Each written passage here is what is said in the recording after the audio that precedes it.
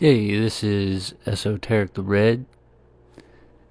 I haven't made one in a while, and this one's really not all that spiritual. It's more about an observation that I have, and what I would call the American dilemma, or maybe the dilemma of sort of the modern everyman, everyday guy, everyday woman, and what our options are in terms of leadership.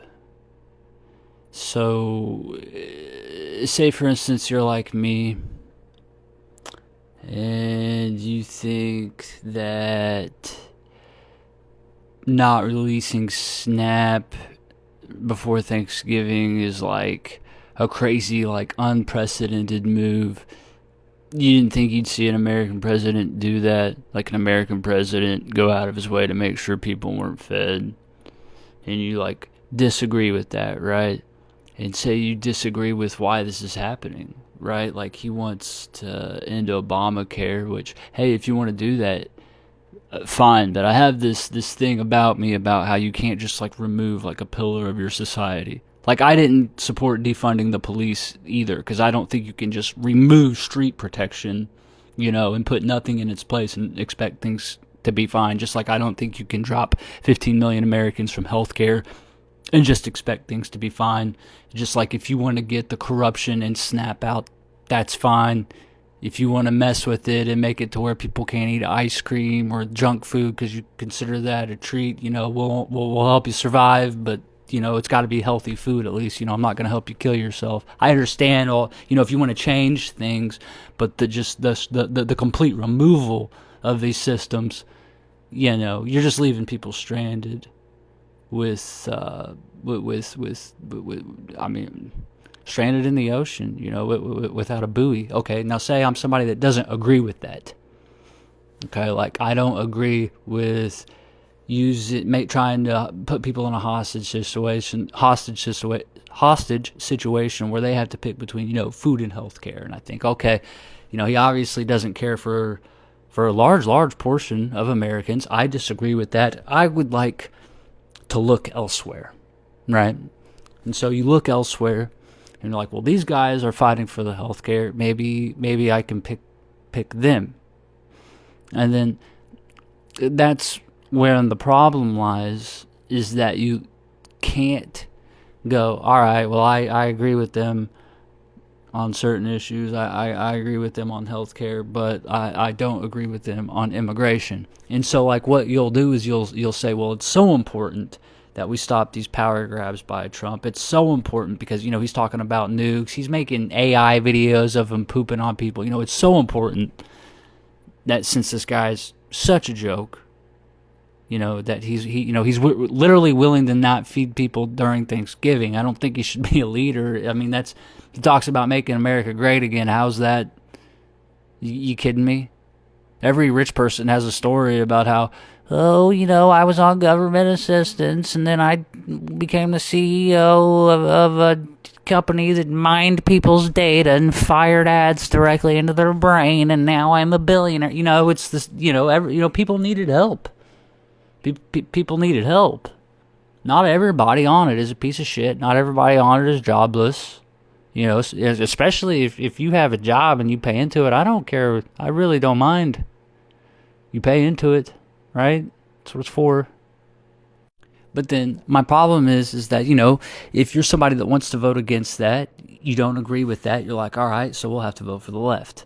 And then I look at what the left is doing in these other countries, like in Britain, like you have this video of this 104-year-old man. He's crying because the Britain he fought for is gone, and I watch these videos, and they're arresting people for social media posts. They're forcing people into a digital ID situation. They're taking in all these refugees, and these refugees are committing crime, and they're out in the street. And you look at what's happening in France, and I've seen fires being set there and stuff like that. And you're like, well, I don't want that in my country, and yet that there's this weird way that the world moves, where what the left is doing in one country, a lot of times the left will do in other countries, and they'll adopt each other. And this happens on both sides. You can even look at like around the time when Donald Trump was first elected and Brexit was happening. Like Britain's leader and America's leader were basically fucking twins with their like wispy orange hair and conservative ideals. And so it's like, as someone who's like, okay, I feel like I personally wouldn't want to see a bunch of refugees bust into the country. Or here's another example, and I'm not super well informed on this, but I know that throughout my entire life, like, Israel's been an ally of the United States. I don't know much about Netanyahu or anything like that, but I do know that it's weird that you would just like abandon a longtime ally. So, I'm someone that if you want to change our relationship with Israel, I would understand that, but I don't know why you would just throw out an ally. If the relationship needs to change, or whatever. But that's weird to me. You see that on the left. But it's also like, well, clearly Donald Trump's done this crazy power move, this fascist power move. It really is a fascist power move. He's got a packed court that him and McConnell put together. It's wild that they side with him. He doing meme coins, hanging around with pedophiles and shit. This feels icky to me. I don't want this to be my leader. But when I look at what the left is doing, it's like a serious predicament for me. It's a serious, serious predicament for me to know that you can see. If the news, and that's another issue too, probably. I'm not in Britain. I wasn't in France. I know that I don't want that in my country. Another issue I have with the right is all the billionaires they're backed by. He's backed by all these billionaires that are just laying off thousands of people, and they are creating technology specifically designed for you to not have a job. And Trump will get on stage and say that's a good thing. I don't think that's a good thing. These data centers are taking people's water pressure. It's turning their water brown, and it's for what? I mean, AI ultimately, that's why they're building these data centers. And for what? To generate porn? To make another social media network? To make a grok fuck toy? They keep saying it's going to like save the world. None of that is going to save the world. None of that is helping anything. These people are losing water for that. And these people are, if you notice, Trump is always with the techies. They're on that side. The Bill Gateses, they're tone deaf. Bill Gates, who, he was having dinner with Trump. I don't know if he's on the right or not. This man has been buying up all the farmland, and then he'll go, well, climate change isn't that big of a deal. You should focus on helping people. Like, dude, you have access to all the farmland and the food. Why are you telling me to do these? Your average everyday American is working their ass off trying to support themselves. They don't have all the farmland, Bill. They don't have all the money. What the fuck you preaching to me for?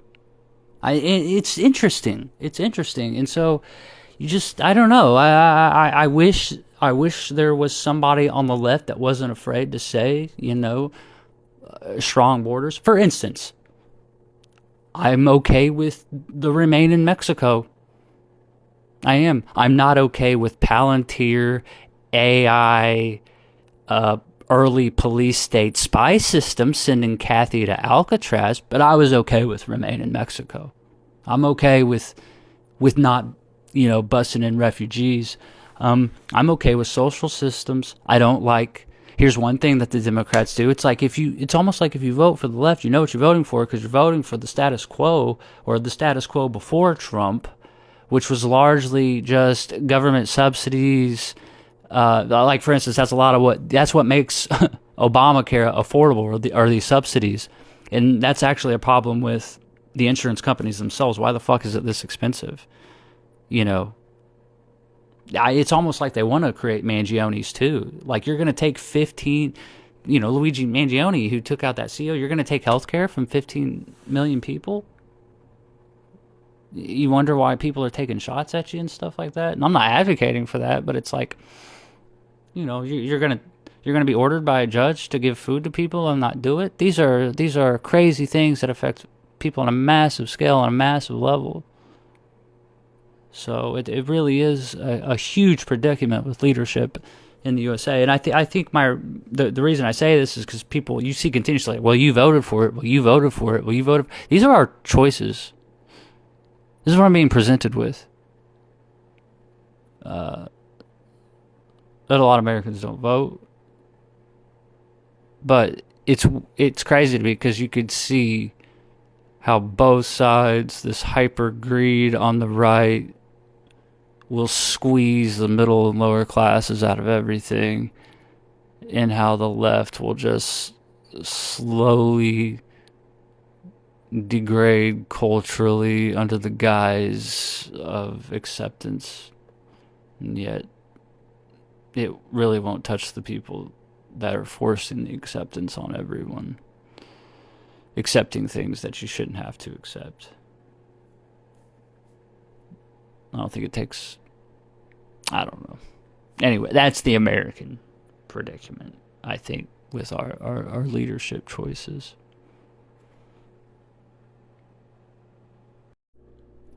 And that's what I mean by the American predicament, is that you end up having to, when an issue is super important with you, you end up having to align with a bunch of ideals that you don't actually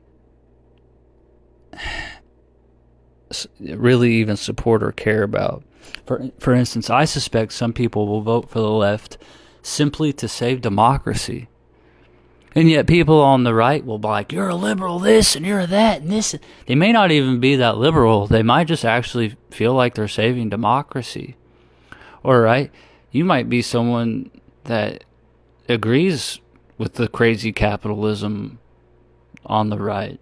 You might be someone that actually likes that. So you might call yourself, a fiscal conservative. And so you vote that way.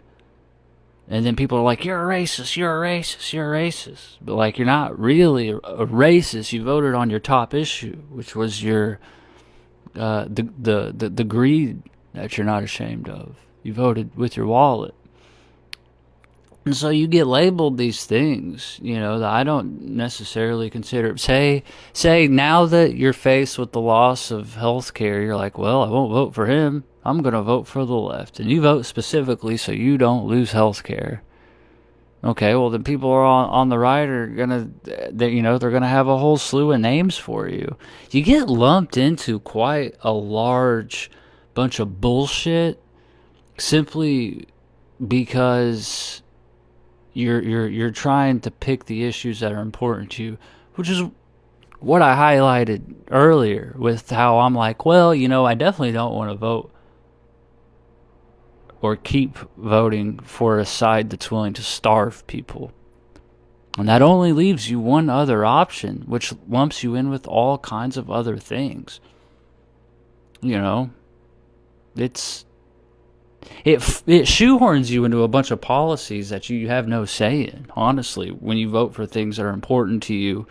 And you have to make compromises. You have to make compromises on things that you wouldn't ordinarily do, because as a voter, you don't really have any power. It feels that way to me.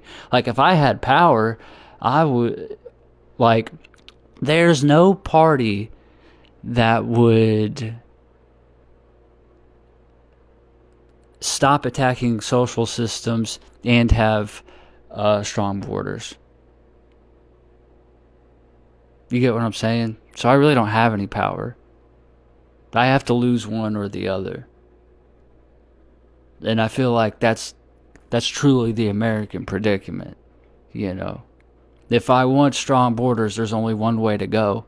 And that way is definitely a highway to hell, obviously.